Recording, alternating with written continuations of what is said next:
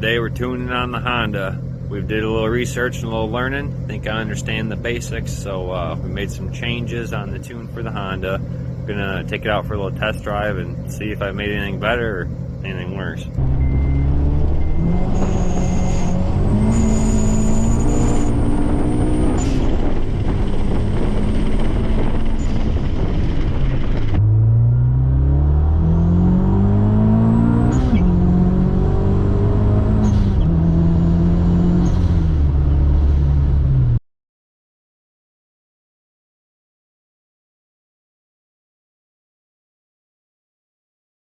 Alright, so day 2 of tuning. Hopefully we got no rain today.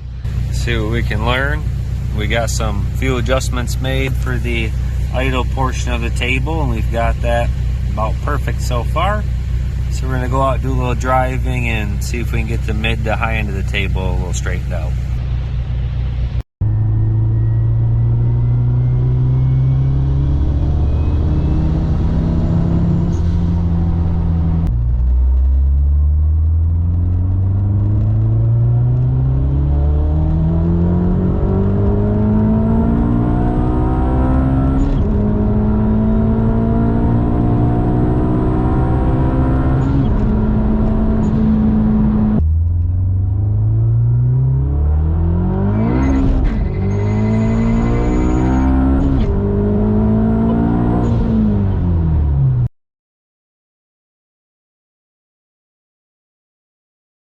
Alright, so after we made our last pull, did some more data logs, I'm going to go ahead and run through them now and do a little bit of fuel table adjustment with you here, so you can kind of see what's going on and what we're doing to get the progress we've made so far.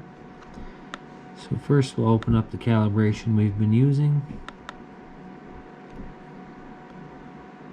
Next I'm going to open the data log that I used last. I wanted to get some tuning information from. Alright, so with this data log open, we'll start down here near the bottom of the pole when we started recording. We're in third gear here. We want to watch the RPM and the AFR rating. We want to see where it's at in the table and try and do some corrections. You have to watch on which degree table you're also tuning up here on the fuel, low side. Makes a difference on each table to how the car responds and which cam position degree it's in. So we're going to go up here, kind of watch what the AFR is doing, adjust where we need to get it to, and slowly make changes until all the areas that we made in this pull look better than they were to start. Okay, so at this part of the run, we're in third gear, coming up on 4100 RPM. The air fuel is just starting to climb above our commanded values and needing correction. So we know we need to add a few percent here in these 4 squares we're floating in.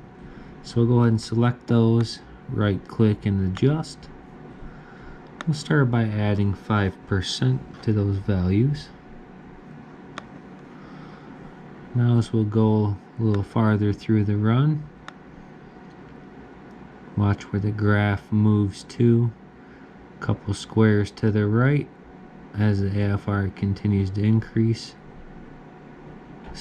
Now notice before the degree table is the top of 30 degrees here. We'll go ahead and adjust and add 5% more to these 2 squares as well.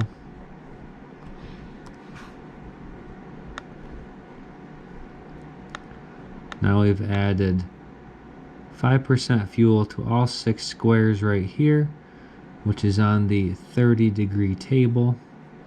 Now as we get just a little farther into the pole, you will see right there we drop into the 15 degree table.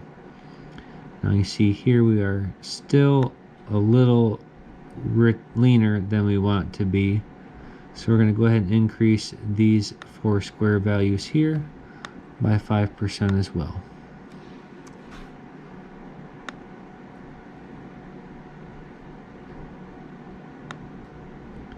Now we'll go a little farther in the run.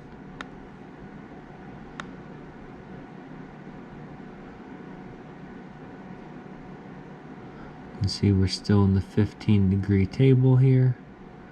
as we're making the pole. We've moved squares a little bit more, so we're going to go ahead and highlight the areas here. Add 5% there.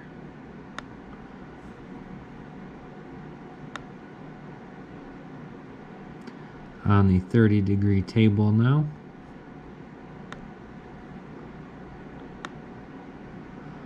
air-fuel ratio continues to run away the farther we go down the graph. So what we're going to do is we'll add 5% to all of these.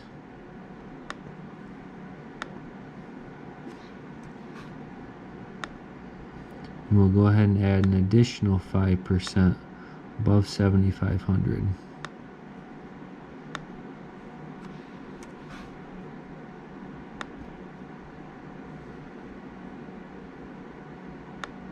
Check a little farther on the graph before we lifted.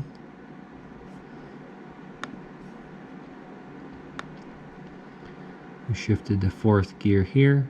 We're back in 100% of throttle. Boost is maxed out at the wastegate pressure set.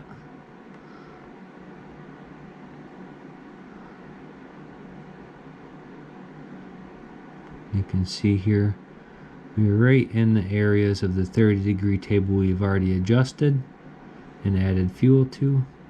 Here's the 15-degree area table we've already adjusted, so we will not make any more adjustments for that for now. Till we go out and drive the car a little more, we will see how these areas react. But for now, that's all we're going to go ahead and do. So until next time. So today, doing a little shop update.